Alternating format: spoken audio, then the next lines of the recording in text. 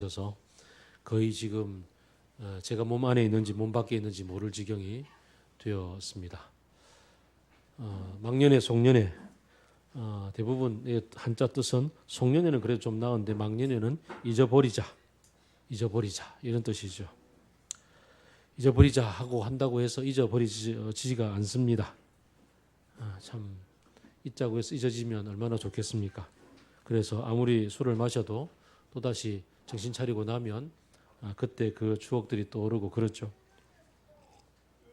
그에 비하면 이제 우리도 송구영신 예배를 드렸지 않습니까? 송구영신 신년회 새해를 맞이하면서 또 결심들을 새롭게 해봅니다. 하지만 어떻습니까? 작심삼일이지 않습니까? 작심삼일입니다. 거의 뭐 제대로 될 리가 없습니다. 지난 2018년 시작할 때 세웠던 계획 중에 여러분이 이룬 게 있었던가요? 2018년도를 시작하면서 우리 맑은물 리더들도 엄청나게 많은 계획을 세웠습니다만 그러나 평가회를 해보니까 계획하지 않은 것들만 골라서 했더라고요. 참 어떻게 된 일인지. 자, 바뀌지 않는 현실들 가운데 반복되는 일상들 가운데서 그 가운데서 잊자 그리고 또 새로 시작하자. 뭘 어떻게 해야 될까? 어떤 새로운 결심을 해야 될까? 참 그렇습니다. 우리는 일상에서의 하나님의 나라를 살아간다고 얘기를 하죠. 일상이라는 것은 사실 꾸준합니다. 그렇게 큰 변동도 없고 그렇게 큰 실패도 없고 뭐 하루 밥 안 먹어도 나은 것 같고 좀 과식해도 괜찮은 것 같고 그런 일상 속에서 우리는 한 해를 보내고 한 해를 맞이합니다. 어떻게 계획을 세우고 어떻게 평가를 해야 될까? 우리 일상의 계획 세우기의 기준은 무엇인가? 사실 오늘 본문은 그 계획 세우기에 가장 중요한 기준이 되는 본문인 것 같습니다. 그리고 우리의 일상을 평가하는데도 가장 중요한 그런 기준이 되는 것 같습니다. 자, 이 기준, 뭐 주제 설교일 것 같으면 기준으로 바로 들어가면 좋겠지만 그래서 빌립보서를 마치기로 했기 때문에 이 바울이 얘기하고 있는 나는 그리스도를 알고 난 다음부터 모든 것을 다 배설물로 여기기로 했다. 무슨 배경 속에서 나왔는지 그 3장 1절, 2절부터 차근차근 찾아가 봐야겠죠. 3장 1절은 바울이 기뻐하십시오. 같은 말을 계속 되풀이합니다. 앞서서도 계속 기뻐하십시오라고 얘기했고 나도 기뻐하고 기뻐한다고 얘기했죠. 계속 이 기뻐하십시오라는 얘기가 반복되고 있습니다. 왜 기뻐해야 되는지 왜 기뻐해야 되는지에 대한 얘기 오늘 본문 속에서도 조금 이유가 나올 것 같고요. 이제 1월 1일 날 만나는 본문에서 더 깊이 기뻐해야 되는 이유가 나오게 될 것 같습니다. 그래서 1월 1일 본문으로 3장 1절은 좀 넘겨봅니다. 3장 2절 갑자기 개들을 조심하십시오라고 얘기가 나오죠. 새 음절로 줄이면 어떻게 되죠? 개조심 되죠. 새 음절로 줄이면 왜 갑자기 개조심이라고 나왔을까? 그것 아주 강력한 목소리로 얘기합니다. 왜일까? 개라 그러면은 오늘날도 여전히 좀 무시하는 얘기를 할 때 개 같다 이런 얘기를 하잖아요. 요즘은 조금 다르긴 합니다. 젊은이들에서는 뭐 개자가 매우 뭐 이런 뜻으로 쓸 때 개를 많이 쓰죠. 무척 매우 이럴 때 많이 쓰긴 하는데 어쨌든 그 젊은이가 아닌 저로서는 좀 아이들이 이 개라는 단어를 쓰고 무척이라는 뜻으로 사용할 때 무척 당황됩니다. 네. 어쨌든 개는 별로 좋아 보이는 뉘앙스가 아닙니다. 그때도 마찬가지입니다. 그때 집에서 키우는 개도 많이 있었지만 들개들이 워낙 많았던 시절이라 그래서 이 개 그러면 조금 이게 조금 안 좋은 표현을 많이 씁니다. 최초의 그리스도인들은 누구였습니까? 유대교 안에서 태어났죠. 예루살렘에서 뭐 이미 또 혹은 갈릴리에서 그들은 우리가 너무나 잘 알고 제가 많이 얘기하는 것처럼 유대교 배경을 별로 버릴 이유가 없습니다. 예수님을 믿는다고 해서 따로 안식일을 어길 이유도 없고 따로 유대인들이 그 많은 음식을 먹을 이유도 없고 그냥 그 속에서 그냥 그대로 살아가면 되는 거였습니다. 그 속에서 예수님은 아주 안식일도 어겼고 그 다음에 율법도 뭐 깨뜨려 가면서 새로운 어떤 비전, 새로운 하나님의 나라에 대한 질서들을 도전을 하셨는데 그 도전에도 불구하고 그의 첫 번째 제자들은 딱히 이 유대라는 문화 속에서 벗어날 이유가 별로 없었다는 얘기입니다. 그래서 그냥 그렇게 살아가는데 그냥 그렇게 살다 보니까 이들이 그 속에서 좀 떠나야 될 필요들에 대해서 상당히 하나님은 좀 답답하셨던 것 같아요. 그래서 그 핍박이 생겼을 때 예수님이 뭐 하나님이 핍박을 주신 건 아니지만 핍박이 생긴 것을 통해서 스데반이 순교당한 것을 통해서 오히려 하나님은 옳거니 오히려 어쩌면 기회가 될 것 같다. 너희 좀 흩어져라. 그래서 곳곳에 흩었고 안디옥으로 가서 사람들이 복음도 전하고 뭐 그랬었잖아요. 그렇게 가서 전했던 사람들은 평신도들이었습니다. 뭐 집사들도 가기도 했지만 그렇지만 예수님으로부터 직접 배웠던 그 12 사도들은 거기를 떠나지를 않았던 거죠. 그래서 이거 안 되겠다. 그래서 예수님이 직접 베드로를 불렀죠. 요바에서 그냥 12시 정상적으로 그냥 습관대로 기도하고 있던 중에 하늘로부터 배가 꼬르륵 뭐 음식 냄새가 나서 꼬르륵 하고 있는데 보자기가 내려왔잖아요. 그러면서 먹어라 그러는데 열어보니까 뭐 쪽진 건 뭐 이런 거 율법이 금하는 음식들. 그래서 이걸 어떻게 제가 먹습니까? 그랬더니 내가 깨끗하게 했다는데 네가 왜 더럽다 하냐? 이걸 3번이나 반복했고 그리고는 고넬료 집까지 가고 이런 사건이 벌어졌죠. 그래서 이제 상당히 충격을 만났고 그들이 이방인까지 가야 되는 거구나라고 이제 자기의 문화를 떠나서 나가게 됩니다. 그러던 중에 이제 안디옥에 예루살렘으로 파송받았던 바나바가 바울을 데려와서 같이 사역했고 그 둘이 다시 선도 여행을 떠났고 곳곳에 복음이 전파되고 교회가 세워졌습니다. 디아스포라 유대인들에게 먼저 복음을 전했는데 이 디아스포라 유대인들은 이미 유대를 떠났기 때문에 상당히 좀 많이 좀 주변 사람들과 희석되어져서 살고 있었더랬고 또 그들을 통해서 헬라인들 유대인이 아닌 다른 사람들에게 복음이 쭉 전파가 되었잖아요. 이들은 다른 문화 속에서 삽니다. 안식일을 지킬 이유도 없고 그 다음에 할례를 행할 이유도 없고 뭐 율법의 뭐 여러 말라의 기준들을 행할 이유가 없고 들어본 적도 없는 사람이 예수님을 처음 만났습니다. 예수님이 참 신이래. 그분이 우리를 위해서 죽으셨고 그분의 부활을 따라서 우리가 죄의 용서함을 받았대. 하나님이 참 신이고 그래서 우리가 예수님을 통해서 하나님을 만나서 화해하고 살 수 있고 예수님이 선포한 하나님의 나라를 살 수 있대. 그래서 그 길을 받아들였습니다. 그러면 예수님이 가르쳐 주신 복음서에서 가르쳐 주셨던 새 계명을 너에게 주노니 서로 사랑하라. 이런 거 하며 살면 되잖아요. 근데 이걸 바라보고 있는 사람들에게 있었어요. 유대 지역에 있는 사도들. 바라보니까 좀 이상하잖아요. 쟤들은 안식일도 안 지키고 쟤들 할례도 행하지 않고 그전에는 유대교로 개종하려고 하면 다 할례를 행했었는데 개종 절차가 없단 말이죠. 이거 좀 곤란해. 그래서 아주 뭐 시찰단도 보내고 여러 가지 했잖아요. 그러다가 이제 좀 이게 심각한 문제가 되니까 예루살렘 공의회라는 것으로 모여서 신학 회의를 열었고 사도 바울이 와서 설명했고 그 다음에 베드로가 자기 간증했고 그리고 나서 야고보가 예수님의 동생 야고보가 이 전체 수장으로서 결론을 내렸죠. 그래서 할례 필요 없다. 그들이 그냥 그 도덕적인 규범들만 잘 지키면 된다고 얘기하자라고 결론을 내렸습니다. 근데 결론을 내렸는데도 불구하고 이 교회 안에 있는 강력한 어떤 집단들은 여기에 반발을 하는 거죠.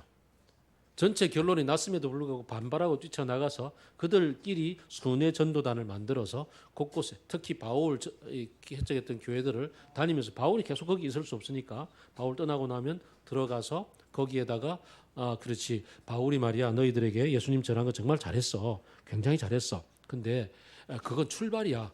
그것은 출발점으로 삼고 그 다음에 너희들이 성숙한 그리스도인이 되려면은 지금 우리 유대에서 열심히 따르고 있는 이런 율법 규칙들을 따르고 살아야만 되는 거야라고 얘기를 하죠.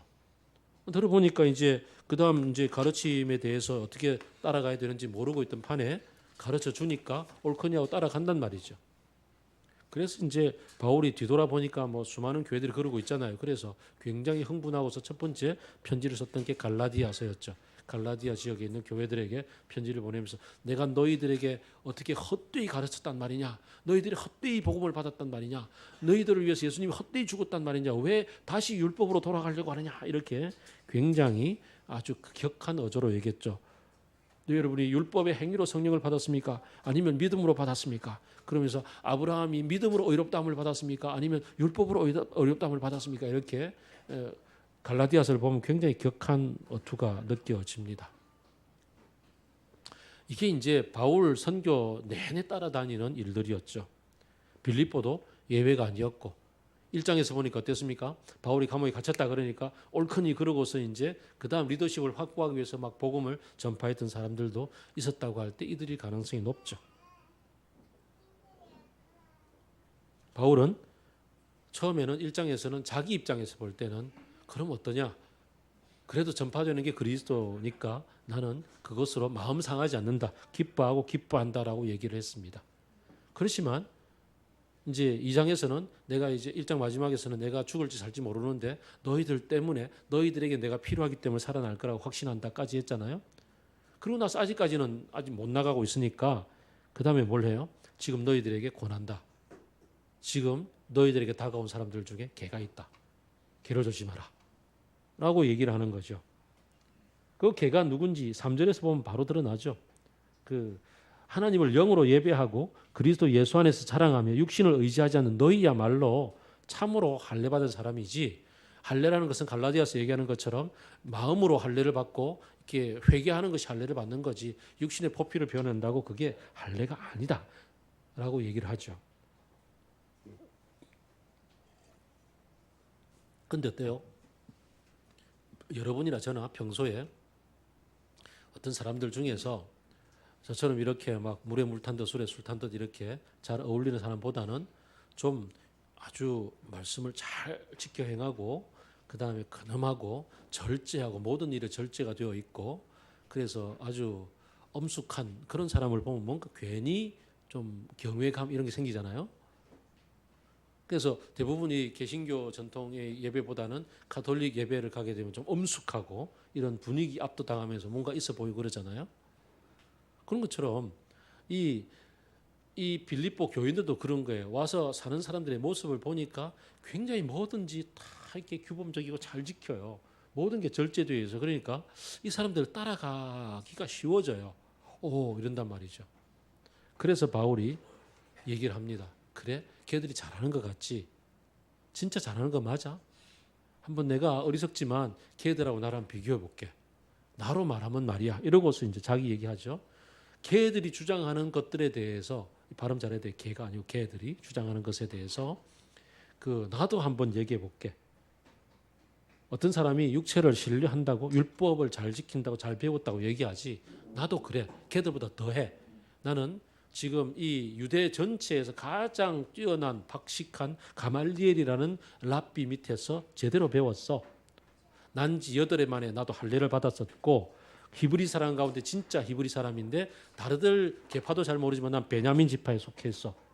그리고서 내가 율법의 열심을 가지고서 얼마나 열심히 했느냐면 사도행전에서 우리가 잘 아는 것처럼 교회를 핍박하기 위해서 율법에 볼 때 얘들이 이단이니까 걔들을 위해서 내가 얼마나 많이 열심을 내었는지 잘 알잖아. 율법의 의로서는 흠 잡힐 데가 없는 사람이었어. 라고 얘기를 합니다. 유대에서 본다면 바울은 진짜 제대로 된 그 율법 교육을 받고 자란 사람이잖아요. 그리고 그 율법 교사들이 이렇게 제대로 대접받고 사는 시대 사회 속에서 그는 제대로 대접을 받을 수 있는 사람이었습니다. 오늘날 우리가 누가 대접을 받습니까? 오늘날은 스카이 대학 출신들이 주로 대접을 받고 그 다음에 주로 전문가 박사 이상의 대접을 받고 그 다음에 뭐니 해도 머니를 많이 가진 분들이 대접을 받고 뭐 이렇게 살고 있는 시대에 어떻게 보면 대접을 받을 만한 모든 스펙들을 다 갖추고 있다고 할 만하겠죠. 그가 바로 사도 바울입니다. 그랬던 그가 얘기를 합니다. 7절부터 그러나 나는 내게 이 제대로 대접받을 만한 모든 스펙들을 내가 그리스도 예수 때문에 해로운 것으로 여기게 되었다라고 얘기를 하죠. 그뿐 아니라 내 주 예수 그리스도를 아는 지식이 가장 고귀하기 때문에 나는 그동안에 모든 배웠던 것들을 다 배설물로 여겼다라고 얘기를 합니다. 참 바울의 변화가 여기 있는 거죠. 예수님을 제대로 만난 거죠. 너희 안에 이 마음을 품으라. 이는 곧 그리스도 예수의 마음이니 그 예수님을 인격적으로 제대로 만난 겁니다. 저는 많은 그리스도인들을 만나면서 그리스도인으로 살아온 세월이 아무리 오래되었어도 그 세월 속에 예수님을 인격적으로 제대로 만나지 못하고 그냥 문화 속에서 혹은 자신의 지식 속에서만 예수님을 알고 사는 사람들을 참 여러 보았습니다. 여러 번 만났었고 참 너무나 안타까운 모습이었습니다. 예수님을 제대로 살아계신 그분을 만나서 그분이 나를 위해서 뭘 하셨고 그분이 왜 십자가에 돌아가셨고 그분이 어떻게 부활하셨는지 그 모든 것들을 제대로 만나게 되면 그분이 하신 놀라운 일들과 그분을 알아가는 그게 너무너무 좋아서 다른 모든 것들은 보이지가 않는 겁니다. 고의 신이 할아버지 앞에 딱 무릎 꿇고 저 다른 남자가 생겼습니다. 딱 얘기했잖아요. 그 남자를 사모하는 열심이 내 마음에 불 붙듯이 타오르니까 그 엄한 할아버지 앞에서도 그냥 당돌하게 얘기를 하잖아요. 예수님을 만나면 그렇게 되는 거예요. 예수님을 만나면 예수님으로 인해서 만나는 세계가 새롭게 열려지기 때문에 그 새롭게 열려지는 세계의 그 놀라움 때문에 이전에 내가 나를 유지하고 지탱하고 나를 세워가기 위해서 준비했던 모든 것들이 아무런 쓸모가 없음을 그게 중요하지 않다는 것을 알게 됩니다. 그리고 그분이 던지는 질문 하나가 있잖아요. 처음에 불 붙듯이 타오르다가 그 얼음길을 같이 걸어가면서 얘기하잖아요. 당신이 꿈꾸는 나라에는 노비도 같이 살 수 있습니까? 당신이 꿈꾸는 나라에는 백정도 같이 살 수 있습니까? 그 사랑하는 그가 던졌던 질문 하나 때문에 그는 다시 고민하죠. 그리고는 새로운 길을 또 가지 않습니까? 내가 인격적으로 만난 그분이 나에게 던지는 질문 하나하나가 있는 거죠. 나는 왜 십자가를 졌겠니? 내가 왜 죽음을 받아들였겠니? 나를 부활로 이끌어 주신 하나님은 왜 그렇게 하셨겠니? 라고 질문을 하시는 그분의 질문 앞에 대답을 찾고 그분을 따라가려고 하다 보니 지금까지 내가 나를 지탱하고 붙잡아 왔던 것들이 아무런 쓸모가 없다는 것들을 깨닫고 다 버려버립니다. 그리스도 안에서 그분이 주시는 질문에 대답하고 그분의 사랑에 응답하고 그분이 나를 바라보는 그 눈길만 하면 되기 때문에 그래서 율법에서 그동안 붙잡고 살아왔던 율법의 의 그런 것들 다 버리고서 오직 내가 바라는 것은 그리스도 안에 있는 사람으로 인정받으려 하는 것입니다. 그리스도를 믿는 믿음으로 말미암아 그 오는 믿음에 근거해서 그분이 나를 의롭다고 얘기해주고 그분이 나를 인정해 주는 것만 하면 됩니다. 라고 이야기를 하는 거죠. 아마 예전에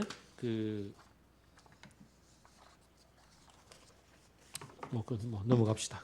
그 예는 별로 안 해도 될 것 같습니다. 네.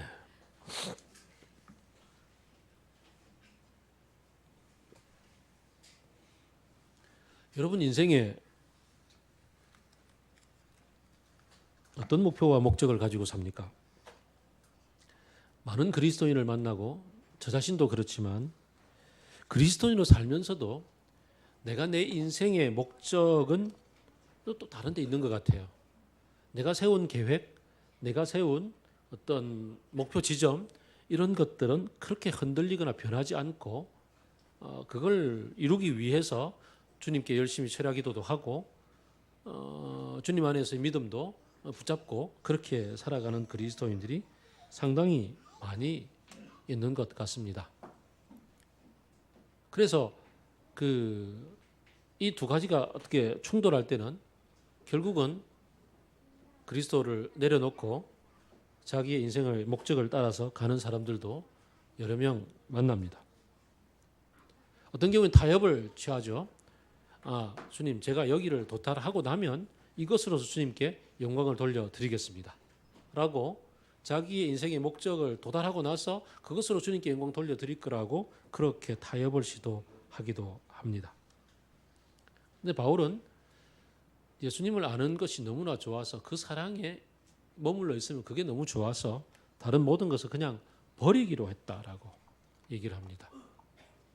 인생의 목표 전체를 한번 버려보신 경험이 있으십니까? 이 사람을 사랑하기 때문에 이 사람 때문에 내가 내 인생 전체를 포기하겠노라고. 사실 우리 엄마들은 많은 경우에 그런 경험들을 합니다. 싱글 시절에 내 적성이 뭘까, 그 다음에 내가 최고 하고 싶은 게 뭘까 이런 거 생각하며 그 전공도 정하고 취직도 하고 다양하게 많이 살아갑니다. 그러나 어느 날 사랑하는 이를 만났고 결혼하고 사는 것까지만 하더라도 사실은 인생을 포기하거나 내 인생의 꿈을 바꿀 이유가 별로 없지만 어느 날 아기가 생기고 아기가 내 속에서 이렇게 요동치는 소리를 듣고 태어난 그 모습을 볼 때 많은 경우에 이 사랑스러운 이 아기를 때문에 그 다음에 내가 지불해야 될 코스트들을 기꺼이 지불하는 이들을 많이 만나게 됩니다. 물론 그게 엄마만의 문제겠습니까? 아빠도 마찬가지지 않겠습니까? 아빠도 당연하게 함께 사랑하는 이를 만났고 결혼하고 그리고 함께 주께 주신 선물인 아기를 만났을 때 그 생명을 키우기 위해서 지불해야 되는 코스트들이 단지 엄마만이 아니라 아빠도 동일하게 그렇게. 그러다 보면 어떻게 됩니까? 인생의 목적과 인생의 방향이 바뀌게 되죠.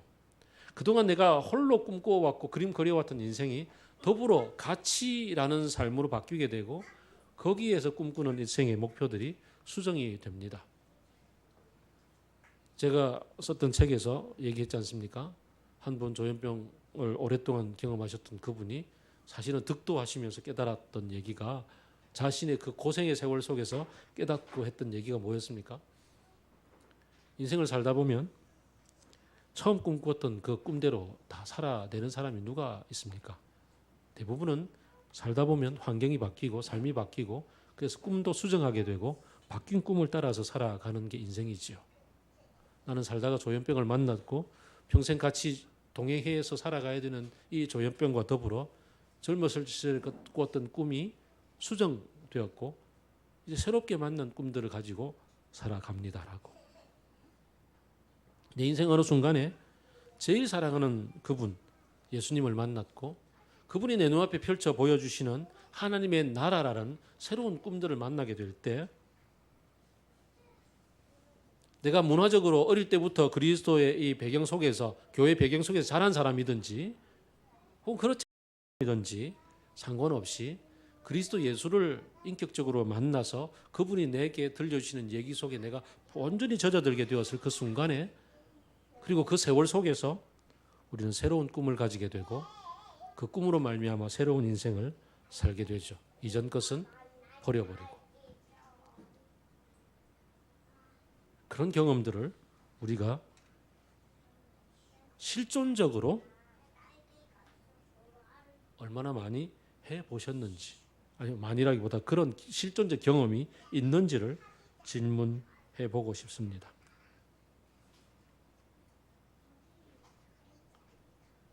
거창할 필요는 없습니다. 한 분은 이런 기도를 했습니다. 참 오랜만에 제가 여러분에 들려드리는 것 같습니다. 아버지, 이 몸을 당신께 바치오니 좋으실 대로 하십시오. 저를 어떻게 하시든지 감사드릴 뿐 저는 무엇에나 준비되어 있고 무엇이나 받아들이겠습니다.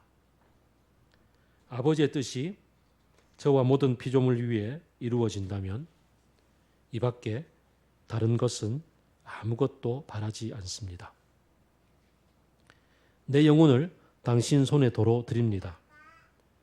당신을 사랑하옵기에 이 마음의 사랑을 다하여 제 영혼을 바치옵니다. 하나님은 내 아버지시기에 끝없이 믿으며 남김없이 이 몸을 드리고 당신 손에 맡기는 것이 어쩔 수 없는 저의 사랑입니다. 사를로트 북고가 인생의 어느 순간에 잘 나가던 인생 전체의 어느 순간에 예수님을 인격적으로 만나고 인생 전체를 바꾸고 나서 그 예수님이 가라고 하시는 그 사랑에 겨워서 이제 수도사로 살다가 아프리카 선교사로 가서 그곳에서 일생을 마쳤죠. 그의 뜻을 기리며 그를 따르기 위해서 예수의 작은 형제회라는 수도회가 생겼습니다. 가톨릭 수도회 중에서 장상이 살아있을 때 생기지 않고 죽은 이를 기리며 생겼던 수도회는 이 수도회가 처음입니다. 사르르트 북고에 아버지 이 몸을 당신께 드립니다. 좋으실 대로 하십시오. 내 꿈 전체가 없어지고 주님이 새롭게 인생을 설계해 주시는 그 꿈 가운데 나를 세워 놓았을 때 그게 먹고 사는 문제일 수도 있고요. 그 다음에 또 그보다 사실은 더 깊이 들어가서 내 존재를 근거 삼아주는 어떤 그러한 인정받음의 문제일 수도 있고요. 내 기질과 성격의 문제일 수도 있고요. 내 가치 판단의 문제일 수도 있고요. 뭐 다양한 주제들인데요. 나를 구성하고 있는 나의 습관들, 나라고 생각되는 생각의 습관, 감정의 습관, 행동의 습관들 모든 것들조차도 예수 그리스도의 조율대 앞에 내어놓고서 바꾸어 주옵소서라고 그렇게 나를 내어드리는 포기. 사람들은 그것을 내려놓음이라는 단어로 쓰기도 하고 헌신이라는 단어로 쓰기도 합니다만은 이 실존적인 경험은 굉장히 중요합니다. 바울이 바로 그런 고백을 지금 하고 있는 겁니다.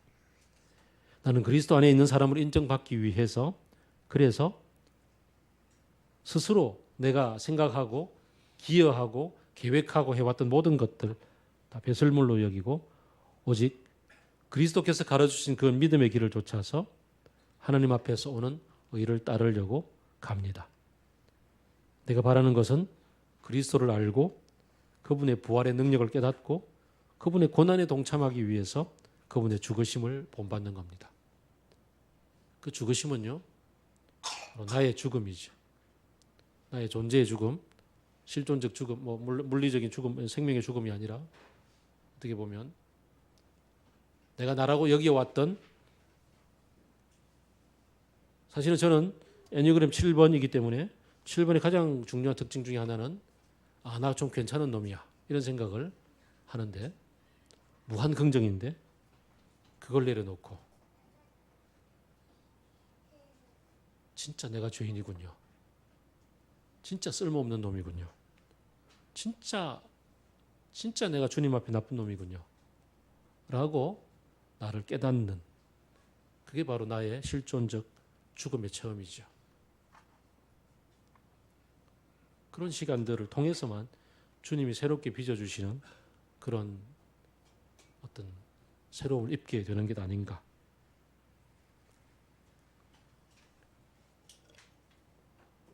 어느 순간 찾아옵니다.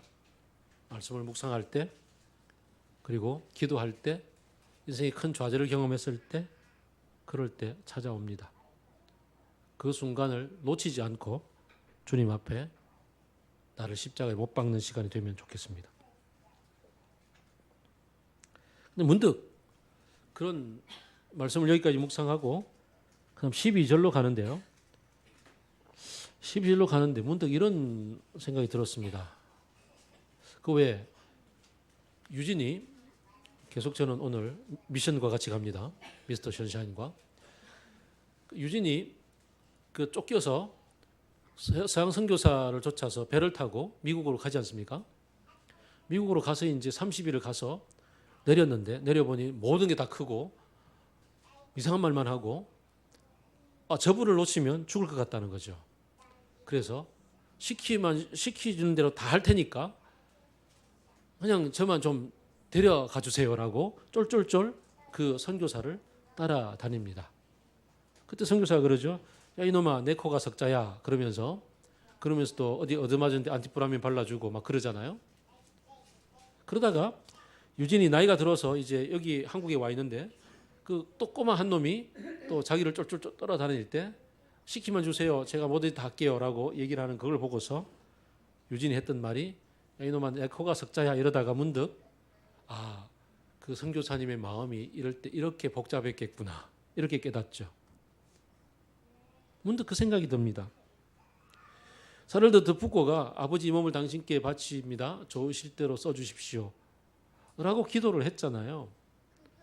저도 그렇고 여러분도 그렇고 잘 알듯이 그렇게 기도했다고 해서 저도 이 기도를 수도 없이 많이 드렸는데요. 그렇다고 해서 죽은 줄 알았던 내 기질이 그게 어떻게 잘 죽던가요? 불뚝불뚝 솟아오르고 그놈이 늘 내 것인 양 주장하면서 오지 않습니까? 내가 아버지 이 몸을 당신께 바칩니다. 좋으실 대로 하십시오라고 주님께 내어드릴 때 주님이 하시는 말씀이 아이고 골치 아파 이렇게 하시지 않을까요?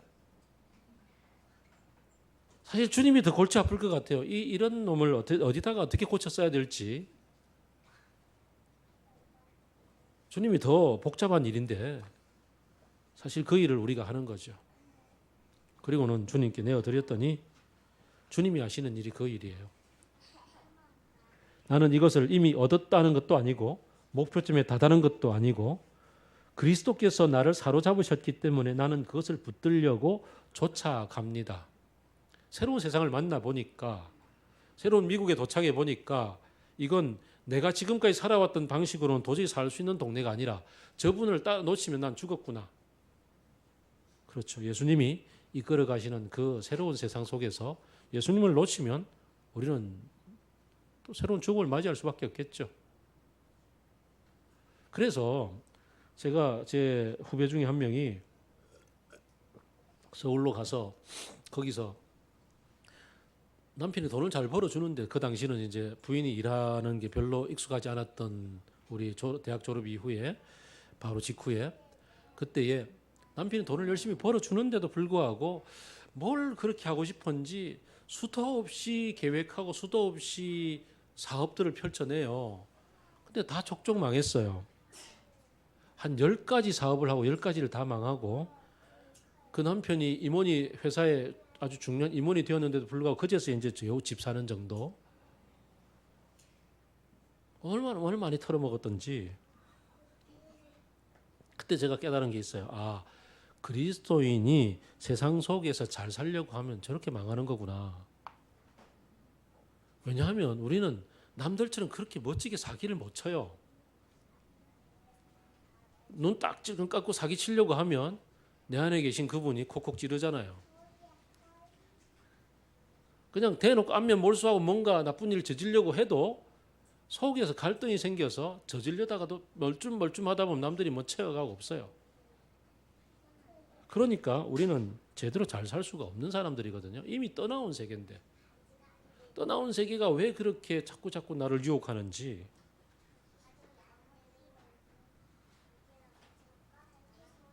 그리스도만 바라보고 그리스도만 쫓아가며 그분이 이끌어 가시는 그것만 쫓아가야 살아남겠죠. 그죠? 새로운 삶의 질서를 우리가 그런 좀 이 살아남기 위한 절박함으로 좀 붙잡았으면 좋겠습니다. 근데 조금 전에 말씀드린 것처럼 자꾸 옛날 게 떠오르잖아요. 그럴 때 우리는 어떻게 해야 되겠습니까?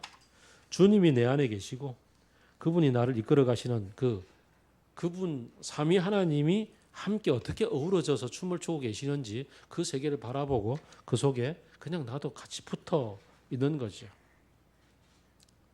인생은 긴 장기 레이스입니다. 이 장기 레이스를 따라감에 있어서 자꾸 이렇게 솟아오는 것들을 거절하려고 하면 손쉬운 방법들이 떠오르기 마련입니다. 손쉬운 방법 중에 한 유혹이 바로 3장 2절부터 얘기하고 있는 그 개들의 방식입니다.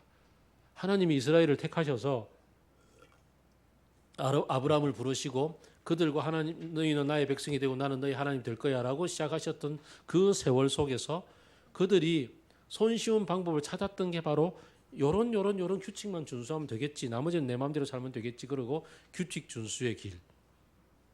바로 율법주의로 가는 길이었죠. 그다음에 또 다른 또 왜곡 또 다른 유혹들이 뭐가 있나요? 자기 욕심에 엄청난 빌딩 지어놓고 나서 그다음에 하는 얘기가 하나님이 하셨습니다. 이런 얘기 있잖아요. 그런 방식. 다시 말하면 욕심은 욕심대로 다 차리면서 그 모든 걸 하나님 것인 양 이렇게 합리화하고 미화시키는 방식. 이것도 저것도 아니면 다 모든 거 그만두고서 금욕주의적인 방식인 수도원으로 들어가는 방식. 그런 여러 가지 유혹들이 존재합니다. 그러나 우리 예수님과 더불어 살아가는 우리의 일상의 하나님의 나라는 그런 게 아니지 않습니까? 여기 중요한 게 바로 인생 전체를 통해서 주님을 알아가고 닮아가겠다는 장기 레이스, 그걸 살아가는 방식입니다. 어떻게 하면 되죠? 바울이 이미 난 도착했다는 것도 아니고 그 다음에 또 목표점에 도달한 것도 아니라 뒤에 있는 것을 잊어버리고 오직 표대를 향해서 쭉 달려간다고.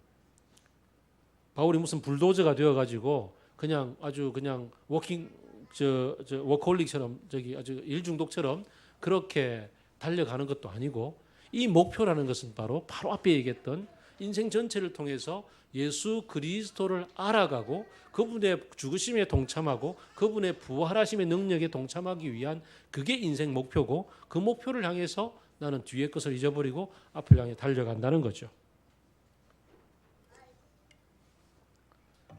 예수님처럼 물 위를 걷는 방식이 있잖아요. 어떻게 하면 됩니까? 우리 모두가 물 위를 걸어갈 수 있습니다. 어떻게 하면 되죠? 왼발 빠지기 전에 오른발, 오른발 빠지기 전에 왼발, 그렇게 하면 되죠. 그렇게 물 위를 달려갈 수가 있습니다. 42.195 마라토너들이 이렇게 죽음의 임계점을 도달하고 그 다음에는 어떻게 한다고요? 한 걸음만 더 내딛자. 에베레스트 등성하는 그 등산가들이도 한 걸음만 더 올라가자, 한 걸음만 더 올라가자라고 그렇게 올라가는 거죠. 바로 뒤에 것은 잊어버리고 그다음 바로 눈앞에 있는 것, 오늘 한번 큐티 더 하자. 오늘은 오늘 큐티를 하자. 오늘은 오늘 기도를 하자. 어제 못했어도 좋다. 오늘은 오늘 기도를 하고 내일은 모르겠다. 오늘 하자. 라는 거죠. 그게 바로 장기 레이스의 방식입니다. 바울이 그렇게 가고 있는 겁니다. 바울이 오늘 갈 길을 가자. 그래서 위에 있는 그 부르심의 상, 그 목표를 도달하기 위해서 난 그냥 앞만 보고 갑니다.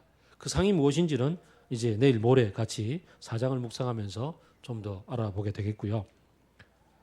그래서 성숙한 사람은 이와 같이 생각하십시오. 딴 생각하지 말고 한 걸음 한 걸음 한 걸음 가자는 거죠. 제일 중요한 게 이제 18절에 있습니다. 다 같이 읽어볼까요? 18절 시작.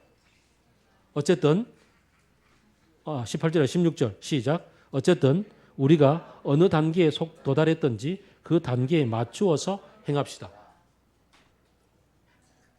한 걸음 한 걸음 내딛는 방식은요, 내 현재 출발점에서부터 가는 거예요. 내 출발점이 지금 뭐 1단계, 2단계, 3단계, 4단계 뭐 단계라고 얘기하면 좀 이상하지만 있다면 거기에서 한 발 내딛며 가는 거죠. 바울은 다른 곳에서 믿음의 분량이라는 단어를 많이 씁니다. 내 믿음의 분량이 허락하는 만큼 거기서 한 발 더 내딛는 것. 그 긴장점이 중요합니다. 우리는 많은 경우에 보면 또 뭐 부흥회 같은 거 하고 나서 특히나 교회 당을, 아까 우리 교회 당이 교회가 아니라고 얘기했는데 교회 건물을 짓는 그런 부흥회를 하면서 부흥사 모셔놓고 막 이렇게 기도하고 나서 작정하십시오 막 이러잖아요. 그리고 작정을 할 때 내 지금 형편에도 전혀 도달하지 못하는 몇 천억 이런 걸 막 그냥 작정을 해놓고 나서 못 갚아가 시험 들고 이럴 때가 있잖아요. 그렇게 하면 안 되는 거죠. 내가 현재 있는 지점이 어딘지를 알고 한 걸음 더 내딛는 것을 정하는 겁니다. 내가 큐티를 일주일에 한 번도 안 하고 사는 사람이라면 일주일에 큐티 한 번 하자부터 출발하는 겁니다. 그렇게 습관이 될 때까지 연습을 하고 그 풍삼기를 하면서 하나님과의 관계, 나 자신과의 관계, 이웃과의 관계, 세상과의 관계, 이 네 가지 관계, 여러 가지 습관들에 대해서 언제까지 그게 내 몸에 습관이 완전히 정착할 때까지 하루하루 한 발씩 내디뎌 보는 겁니다. 사실 하루를 연습하지 않으면 표가 안 납니다. 일주일 연습 안 해도 표가 별로 안 납니다. 한 달 하면 조금 달라집니다. 3개월 하면 좀 표가 납니다. 1년 하면 이제 완전히 다른 사람이 되어져 있습니다. 그러니까 평소에 게을리하지 않는 그것을 통해서 이제 올해 단 하루 남았잖아요.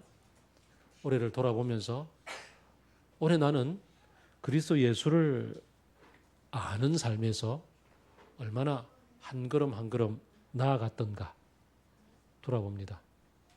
내년의 일상생활 속에서 나는 예수 그리스도의 죽으심을 본받고 그의 부활하심의 능력을 알기 위해서 그렇게 주님에게 인정받기 위해서 나는 어떤 모습을 하고 살 것인가? 내 인생 가운데서 어떤 게 주님을 닮아가는 길인가? 그런 질문을 가지고서 내 인생을 돌아보고 목표점을 정할 수 있기를 바랍니다. 그리고서 우리 가정교회가 모이잖아요. 왜 모이냐면 일주일 동안 내가 얼마만큼 왼발 오른발 잘했는가 그걸 서로 돌아보는 겁니다. 그리고는 열심히 했네 따독따독 해주고 좀 못 갔네 좀 힘내자 오늘 한 번만 더 내디뎌 보자 이렇게 서로 격려하는 그런 모임들을 해가는 겁니다. 우리 주변에는 사도 바울이 처해있던 이 개척했던 수많은 교회들처럼 수많은 유혹들이 존재합니다. 율법주의의 유혹도 존재하고 그 다음에 또 이 세상에서 이렇게 해야 잘 살 수 있어라고 얘기하는 수많은 가치들도 존재합니다.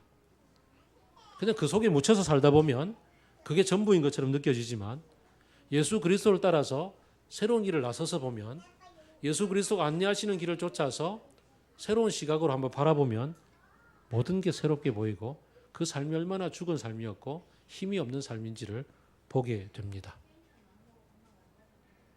그때 나는 거기에 대해서 죽는 겁니다.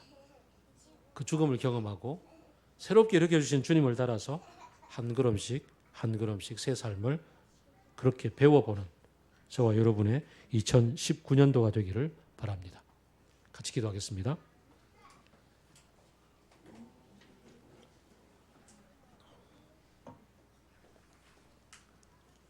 한번 눈을 감고 올 한 해를 한번 돌아봅시다.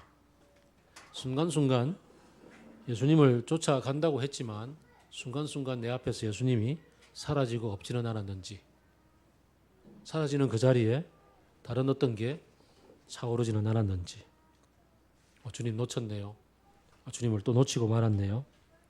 그렇게 혹은 잘 쫓아왔는지 잘 쫓아왔음에 감사하고 순간순간 놓쳤음에도 불구하고 주님이 끝까지 나에게 손 놓치지 않고 나의 손을 붙잡고 여기 있어라고 가르쳐 주셨음에 가르쳐 주셨음에 감사. 그러면서 2019년도 주님 앞에서 주님을 좀 더 알기를 원합니다. 그 목표 가지고 내 인생을 바라보게 하여 주옵소서.